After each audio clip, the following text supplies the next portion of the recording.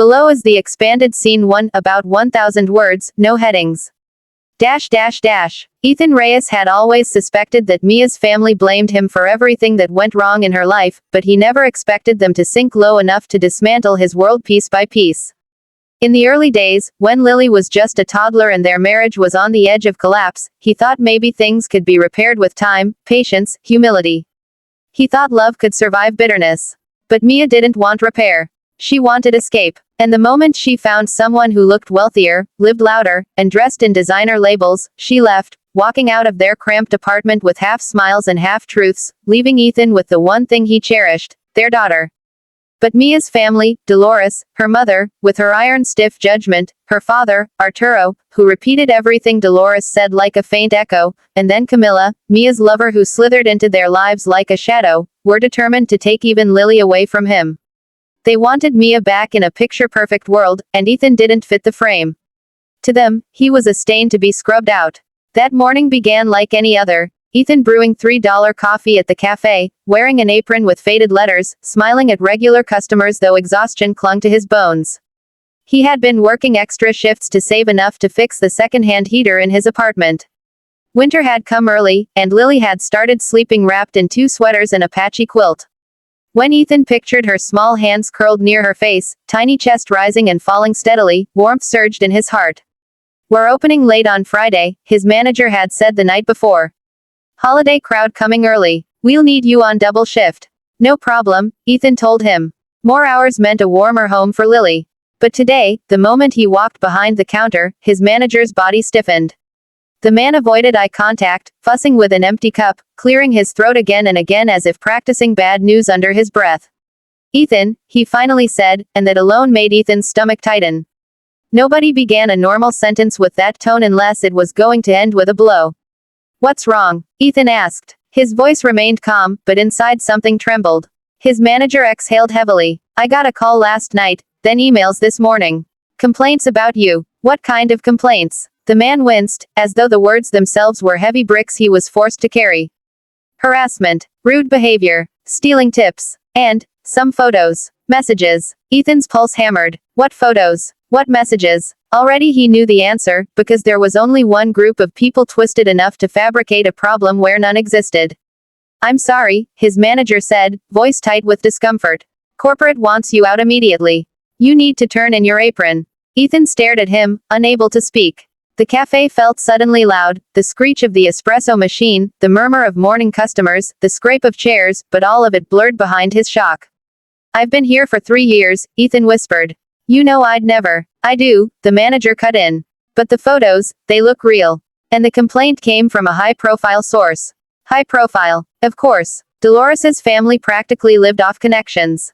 They believed power wasn't something you earned, it was something you pretended you already had.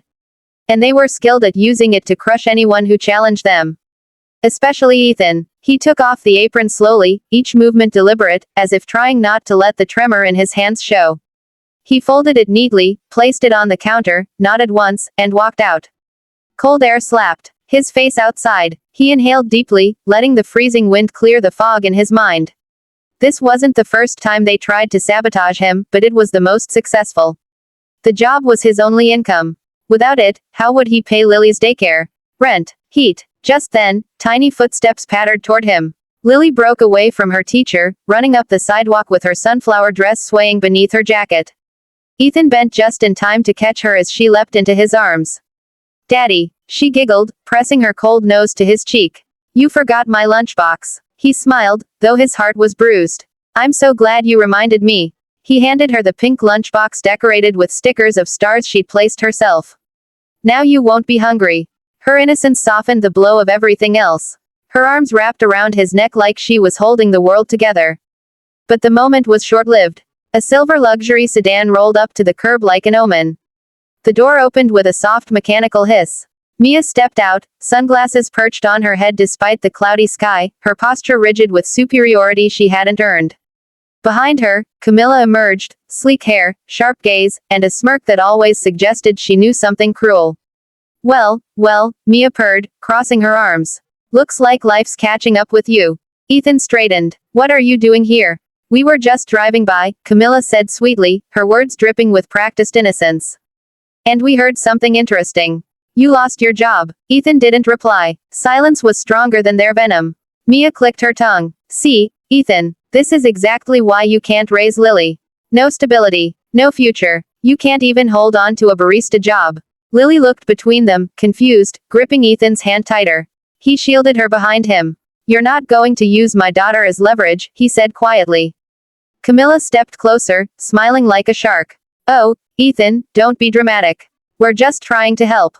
Mia has a real home. Real resources. Real support. You're dragging Lily down with you. Ethan's jaw tightened. If they had any idea at all, how wrong they were. But the time wasn't right. Not yet. We'll see you in court tomorrow, Mia said confidently. The judge will understand who the better parent is. They returned to their car, laughter echoing through the cold street before the door shut and the engine purred away. Lily tugged his sleeve. Daddy, why are they mean? He knelt, brushing a curl from her face. Because they don't understand. But you don't need to worry. Daddy's here, always. He carried her to their old car, buckled her in, and drove home. His mind churned, but not with fear, no, with resolve. Things were about to change for them. In the apartment, he laid Lily down for her nap, kissed her forehead, and finally opened the drawer where he kept the letter. Heavy parchment. Official seals. The inheritance documents he had received months ago, documents naming him sole heir to the Reyes global fortune. He ran his thumb over the embossed crest. They thought they ruined him. But tomorrow, the truth would destroy their illusions forever. Below is the expanded scene 2, about 1,000 words, no headings. Dash dash dash. The courthouse was already buzzing when Ethan stepped inside, holding Lily's hand. Most people didn't know who he was, just another struggling single father walking into a system designed to test him. But Mia's family made sure their arrival was a spectacle. Dolores strutted through the glass doors in a fur coat far too heavy for the mild morning, loudly complaining about the unwashed crowds. Arturo followed behind her like a decorative accessory, nodding at every word she tossed into the air. Mia walked confidently between them, dressed in a fitted white dress that screamed purity she didn't possess, while Camilla trailed behind with a quiet, predatory smile. They sat on one side of the courtroom, forming an intimidating wall of coordinated arrogance. Their lawyer, Mr. Hartfield, an older man with a voice made for threats, whispered strategy into their ears. From across the room, Ethan noticed the way Mia kept glancing toward him, as if expecting to see defeat etched into his posture. Camilla leaned into her, whispering something that made Mia grin sharply. To them, this was a formality. A victory parade. Ethan's lawyer, Ms. Ramos, arrived holding a single folder and a calm expression that offered more comfort than any words. She nodded at Ethan. Are you ready? He inhaled deeply. Ready was an understatement. He'd been waiting months for this day, not to humiliate Mia's family, not to retaliate, but to finally protect Lily from their chaos. Lily sat next to him on the bench, swinging her legs, hugging her small stuffed lion to her chest. She looked so out of place in the cold formality of the courtroom, yet somehow brought warmth to his entire world with a single glance. Daddy, she whispered, pointing at the judge entering the room, is she nice? Ethan squeezed her hand. She's fair. That's what matters. The judge, a woman with sharp eyes softened by years of wisdom, took her seat. Let's begin. Mr. Hartfield stood first, almost puffing his chest. Your Honor, he began with a smile too polished to be sincere, my clients are deeply concerned for the well-being of Lily Reyes. While her father may have good intentions, he lacks the financial stability, the emotional maturity, and the consistent lifestyle necessary for raising a child. Ethan stayed silent, gaze steady. Just last week, Hartfield continued, Mr. Reyes was terminated from his job due to misconduct. This exemplifies a pattern of irresponsibility. Furthermore, Dolores chimed in loudly before the judge could stop her. He's incapable of offering the child anything beyond poverty. My granddaughter deserves a real life, not one spent freezing in a rundown apartment. Mia nodded solemnly, playing her role well. I just want Lily to have opportunities. My home is safer, calmer, more stable. Camilla smirked, crossing her legs, satisfied with the unfolding performance. The judge raised a hand. Please refrain from interruptions. Mr. Hartfield, continue. Of course, Your Honor, he said with forced grace. As I was saying, Mr. Reyes has shown. Ms. Ramos stood. Your Honor, my client would like to submit a financial disclosure. The courtroom paused. Dolores scoffed dramatically. He can't even afford a decent lawyer. What disclosure? Ethan's lawyer didn't react. She calmly handed the judge a sealed envelope. This is Mr. Ethan Reyes's updated financial report, verified yesterday evening. The judge opened the envelope. The sound of paper sliding against paper felt louder than the chatter outside. The judge's eyes widened, only slightly, but enough to shift the entire atmosphere. She continued reading, flipping a page, then another. Hartfield paused mid-sentence. Mia leaned forward. Camilla stopped smiling. Dolores watched anxiously, lips pursed. Finally, the judge looked up. Mr. Reyes, according to these documents, you are now the sole shareholder and controlling owner of Reyes Global Industries. A wave of murmurs spread through the room. Someone gasped. The court reporter's fingers paused over the keys. The judge continued, voice steady despite the growing tension. The estate valuation lists your assets at $11.4 billion. Dolores dropped her purse. Arturo blinked rapidly as if waking from a dream. Mia's jaw slackened, a hint of panic slipping through her polished facade. Camilla's smirk withered instantly. Ethan stood slowly, not out of arrogance but out of necessity. Your Honor, he said quietly, I didn't plan for my inheritance to be revealed this way. I was waiting for the probate process to finish before going public. But recent events made it necessary. Hartfield swallowed hard, his confidence evaporating. Ethan continued, each word calm but weighty. My family and I were estranged for years. My grandfather passed 3 months ago. He left me everything. Money, companies, properties. But my priority isn't wealth, it's Lily. He looked at Mia then, the mother of his child, the woman who left without understanding the depth of what she abandoned. In the past months, instead of supporting Lily's stability, Ethan said, her mother and her mother's family fabricated evidence to sabotage my job and damage my reputation. They attempted to manipulate the legal system to take my daughter away. Mia's eyes widened. That's not. But the judge silenced her with a single raised hand. Ethan placed a hand on Lily's shoulder, guiding her gently to stand beside him. Everything I do is for her. I may not have lived in wealth, but I have always given her love, safety, and honesty.